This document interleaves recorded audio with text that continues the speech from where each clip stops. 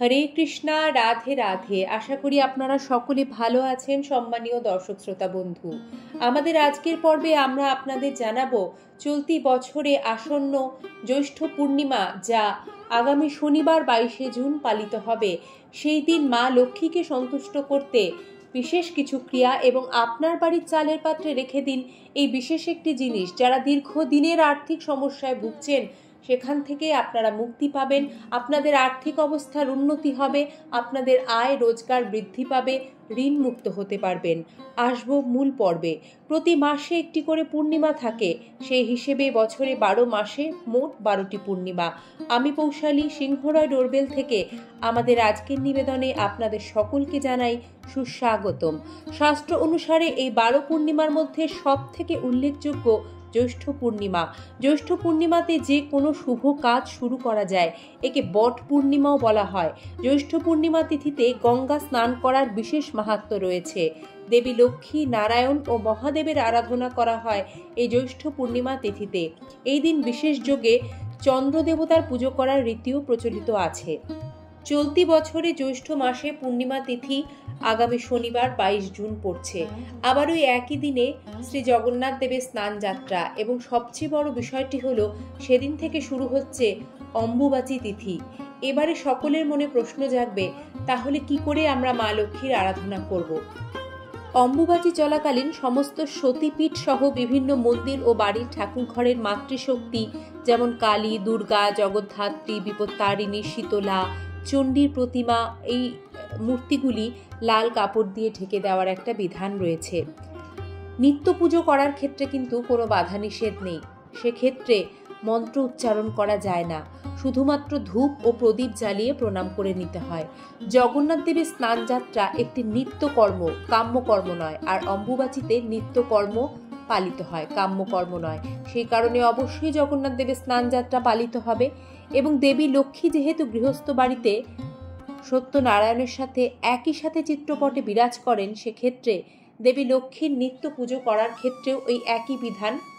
তার আলাদা করে কোনো মন্ত্র বা সংকল্প গ্রহণ না করে অনাড়ম্বরভাবে নিত্য পুজো সেবা করা যেতেই পারে। হিন্দু ধর্ম অনুসারে দেবী লক্ষ্মী হলেন সম্পদ এবং সমৃদ্ধির অধিষ্ঠাত্রী দেবী। তিনি প্রসন্ন হলে আর্থিক সংকট স্পর্শও করতে পারে না। আর্থিক সমস্যা থেকে মুক্তি পেতে এই জ্যৈষ্ঠ পূর্ণিমার দিনে গঙ্গা বা যে কোনো পবিত্র নদীতে স্নান করলে অত্যন্ত শুভ ফল মেলে।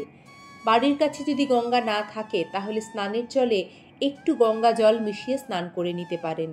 এই দিনে বাড়িতে কোনো আর্থিক সংকট যাতে না থাকে, ধর্মীয় বিশ্বাস অনুসারে চন্দ্রদেবকে বিশেষ কিছু জিনিস অর্ঘ্য নিবেদন করার কথা বলা হয়েছে। আর্থিক সমস্যা থেকে মুক্তি পেতে জ্যৈষ্ঠ পূর্ণিমার দিন চন্দ্রোদয়ের পর একটি পাত্রে দুধ ভরে তাতে চিনি ও কাঁচা চাল মিশিয়ে চন্দ্রদেবকে অর্ঘ্য নিবেদন করুন।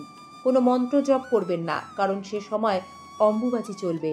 এটি বিশ্বাস করা হয় আর্থিক সমস্যা দূর করার যে প্রতিকারগুলো রয়েছে, তার মধ্যে এটি অন্যতম সেরা একটি প্রতিকার, যা আপনার আর্থিক অবস্থানকে শক্তিশালী করে তুলতে যথেষ্ট সক্ষম। দেবী লক্ষ্মীকে লাল রঙের বস্ত্র এবং ফুল আপনারা নিবেদন করতে পারেন। আপনার মনের বিশেষ কোনো ইচ্ছা যা অনেক দিন ধরে মনে পুষে রেখেছেন কিন্তু পূর্ণ হচ্ছে না, তাহলে এই জ্যৈষ্ঠ পূর্ণিমার দিন ভগবান চন্দ্রের পুজো করুন, ভগবান শিবের আরাধনা করুন এবং দুধে মধু, গঙ্গাজল ও চন্দন মিশিয়ে চন্দ্রকে অর্ঘ্য নিবেদন করে আপনার মনের কথা জানান। এটা বিশ্বাস করা হয় এটি দ্বারা আপনার সমস্ত ইচ্ছা পূরণ হবে। পিপল বা অশ্বত্থ গাছে জল অর্পণ করুন। জ্যৈষ্ঠ পূর্ণিমার দিন সকালে ঘুম থেকে উঠে পিপল গাছে জল ও মিষ্টি নিবেদন করুন। কথিত আছে যে এটি আপনার জীবন থেকে সমস্যা দূর করবে এবং আপনি দেবী লক্ষ্মীর আশীর্বাদও পাবেন। এই জ্যৈষ্ঠ পূর্ণিমায় আপনারা যদি দরিদ্র ও অসহায় ব্যক্তিকে সাদা কাপড়, দুধ, চিনি, দুধের তৈরি মিষ্টি, মোট কথা সাদা রঙের কোনো জিনিস দান করতে পারেন, তাহলে আপনার আর্থিক সমস্যা যেমন কেটে যাবে, তেমনি আপনার অর্থ আসার যে পথ, সেটিও কিন্তু ইতিবাচকভাবে প্রশস্ত হবে। অর্থাৎ অর্থ আপনার দিকে আকর্ষিত হতে শুরু করবে। মা লক্ষ্মীর বিশেষ কৃপা পেতে এই জ্যৈষ্ঠ পূর্ণিমার দিন একটি পরিষ্কার লাল কাপড়ে 11টি কড়ি মুড়ে দেবী লক্ষ্মীর পায়ের কাছে রাখুন। তারপর আপনার মনের যে কষ্ট বা আর্থিক সমস্যা সেটা মাকে জানাবেন। হলুদ এবং জাফরান দিয়ে সেই কড়িগুলিকে তিলক করবেন। তারপর সেই কড়িগুলিকে একটি শুদ্ধ লাল কাপড়ে মুড়ে আপনার বাড়ির যে চালের পাত্রটি রয়েছে সেখানে মা লক্ষ্মীর নাম স্মরণ করে রেখে দেবেন। এতে আপনার আর্থিক সমস্যা যেমন কাটবে, তেমন আপনার আয় এবং রোজগারও কিন্তু বাড়বে। আমাদের বাড়ির চালের পাত্রটিতে মা লক্ষ্মী সদা সর্বদা বিরাজ করেন, সেখানে মায়ের অবস্থান। সেই কারণে চালের পাত্রটিতেই এই কড়ি রাখার জন্য সর্বশ্রেষ্ঠ স্থান বলে মনে করা হয়। অনেকে এই কড়িগুলিকে আলমারিতে রাখতেও পছন্দ করেন যেখানে ক্যাশ থাকে। আপনারা সে কাজটিও কিন্তু করতেই পারেন। জ্যৈষ্ঠ পূর্ণিমায় লক্ষ্মী ও নারায়ণকে নিত্য পুজোয় ক্ষীর নিবেদন করতে পারেন। এর ফলে দারুণ শুভ ফল লাভ করবেন আপনি এবং সম্পদ লাভ করতে পারবেন। টোটকা বা উপায়টি পালন করার পূর্বে জ্যৈষ্ঠ পূর্ণিমায় কি কি করবেন না সেগুলো জানাও প্রয়োজন। এই জ্যৈষ্ঠ পূর্ণিমার দিন তামসিক আহার গ্রহণ করবেন না বা আমিষ জাতীয় আহার আপনারা গ্রহণ করবেন না। আপনার বাড়ি রান্নাঘরে তুলবেনও না। পূর্ণিমার দিন চুল ও নখ কাটা উচিত নয়। আগে থেকেই বাড়ি ঘরদোর এবং ঠাকুরের স্থান পরিষ্কার করে রাখবেন। পূর্ণিমার দিনে আপনার স্ত্রীর সাথে বিবাদ বা তর্ক করবেন না। বাড়ির মা ও বড়দের অপমান করবেন না এবং কাউকেই কটু কথা বলবেন না।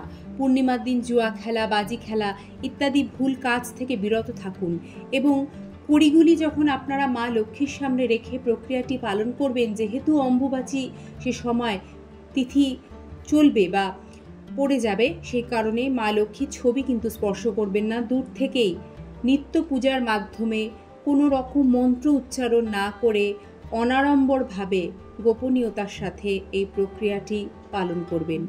আসন্ন জ্যৈষ্ঠ পূর্ণিমা, অম্বুবাচী এবং শ্রী জগন্নাথ দেবের স্নানযাত্রার অগ্রিম শুভেচ্ছা। আপনাদের জীবনে আর্থিক সংকট কেটে গিয়ে আসুক আর্থিক সচ্ছলতা। মা লক্ষ্মীর আশীর্বাদ বর্ষিত হোক সকলের ওপর। এই ধরনের নিত্য নতুন ভিডিও নিয়মিত পেতে এই চ্যানেলে লাইক, সাবস্ক্রাইব এবং বেল আইকনটি প্রেস করে সাথে থাকার বিনম্র অনুরোধ জানাচ্ছি আমার সকল দর্শক শ্রোতা বন্ধুদের।